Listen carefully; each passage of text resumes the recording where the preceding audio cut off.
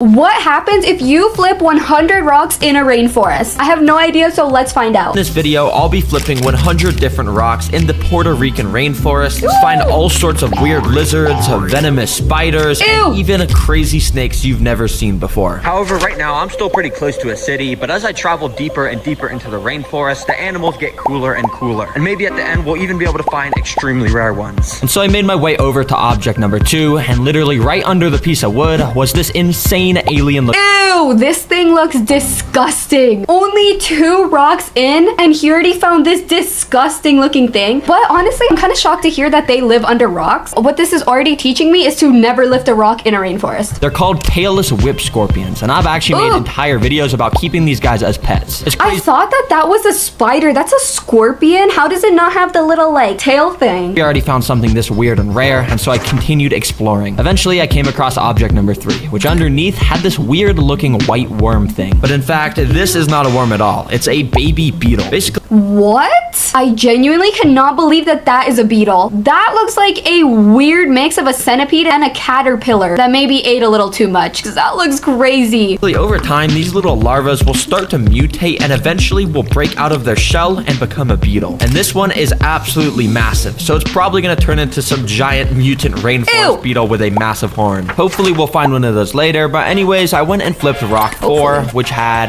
nothing underneath. From now on, I'm not going to show anything with nothing, so it'll just be constant cool rainforest animals. And that's exactly what I found with rock number 7, because underneath was this weird white thing in a hole. But after moving around... Wait, is that... Ew!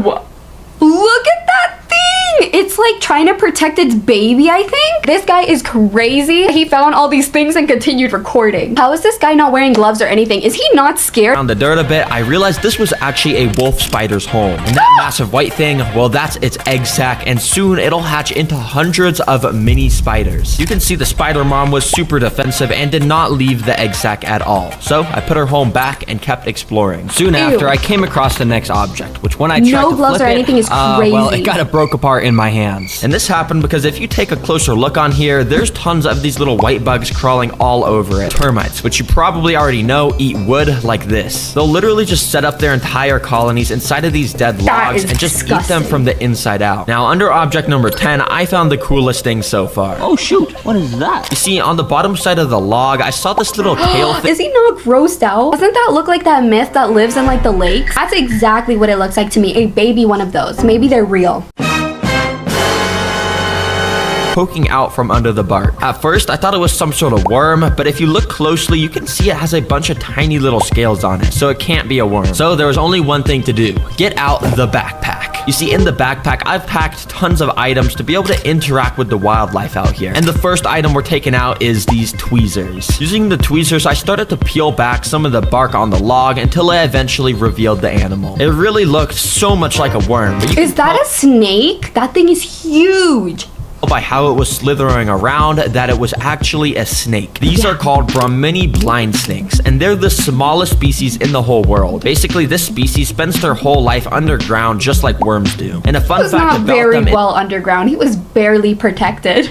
Is they're all female. Okay, feminists, how are they like reproducing if they are only females? Their genes into an egg, and that's how more snakes are born. So if you ever see one of these in the wild, just know it has the same exact genes as this one does. Nearby, I also went and flipped this rock that had nothing underneath, but out of the corner of my eye, I noticed another lizard. And this guy instantly went on the run and started parkouring across the rocks to get away from me. But eventually, I did get a closer look and realized this was a green anole lizard, and it looked like there was something actually massive in its mouth, and the thing sticking out of its mouth kind of looked like the belly of another lizard. We found a Jeffrey Dahmer of the lizard. What a menace! Which would make sense because these green anole lizards are cannibalistic killers, and when they're hungry, they'll just straight up eat their friends. Yeah, talk about fake friends, am I right? Anyways, a bit later, I flipped this rock here, and underneath, I found my first ant colony. You see, ant colonies are a bit rarer in rainforests like this, which is why I didn't see any up to this point, so it was a kind of cool find. And then the rock I flipped right after also had another ant colony of the same exact species. Now, I'm pretty sure this species is called big-headed ants, which I can tell because as you can see, some of the workers have massive heads that are like 3 times the size of That's a head? I thought that was like the back of them.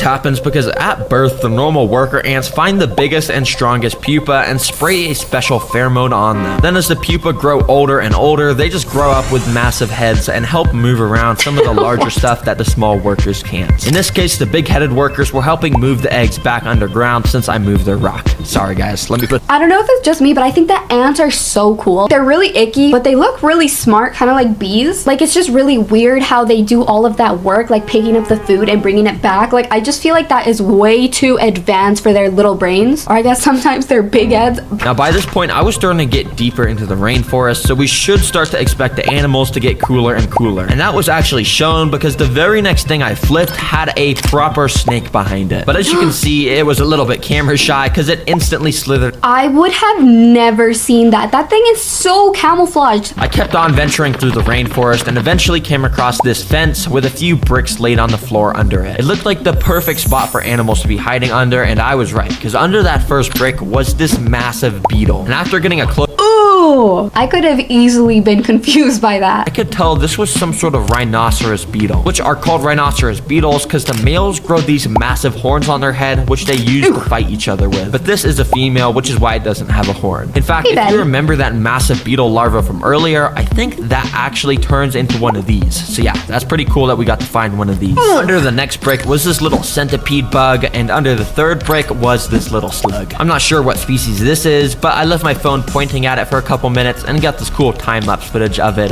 slugging around. Now, as I kept on venturing, I found a cool bug under this rock. At first, I know you can't really see anything, but if I zoom in and highlight this spot here, there's actually... Can you tell me how this guy saw this? That looks so hidden. I would have never seen it. I guess these bug guys really have an eye for it. A cave cricket right here, which is just super camouflaged. They basically have the ability to teleport when they sense danger. Yeah, they really just move so fast that it looks... Did we just find an in real life Enderman? I think that we did. This next rock I flipped had something I've never seen before. Of course, right there, you can tell that there was a little worm under the dirt, but above and to the left of it was this weird little white thing. I thought at first it could be like a termite or something, but after getting a closer look, I realized it resembled the shape of a worm egg sac. For some reason, it literally just looks like someone's pimple fell off their face. That is nasty. I just never thought that worms came out of eggs. Yeah, apparently this is what it looks like when they're born. They just gotta rip their way out of an egg. Thanks, that's cool. Now, by this point on the trail, I had gotten to this little section of paved road, and while I was walking on it, I ended up coming across this. Oh, shoot. Wait, look at this. Oh, shoot. It's a snake. Look at that. But if you're wondering why it's not moving and blurred, well, that's because it was actually run over by a car here. Unfortunately, accidents like this are bound to happen on roads, but this is still a good sign for finding more cool animals like this. And thankfully, that's exactly what I found as I made it back to the trail. You see, the first rock I flipped, I saw a little burrow underneath, but I didn't even realize that there was something sitting on the rock I was grabbing. Oh my gosh. Oh, I did not see that. Hold on. There's a hairy spider camouflaged on the... His finger is way too close to that with no gloves or anything. This is actually a Puerto Rican tarantula, and they're extremely rare to just find out in the open in the day like this. Yeah, they usually spend their entire days underground in some sort of burrow. Since these guys are venomous, I did not want to make him any more angry, and I put his home back on top. Sorry, buddy. I'll leave you alone now. Anyways, I kept flipping random objects as I continued down the trail and wasn't finding many animals for a while. The next few rocks I flipped also had nothing, but that was until object number 96 when Only I found 4 this. rocks It was left. Another tarantula, and this one is actually a Puerto Rican pink-toed tarantula. That took me a second to see it because this like swirl makes it look like it's part of the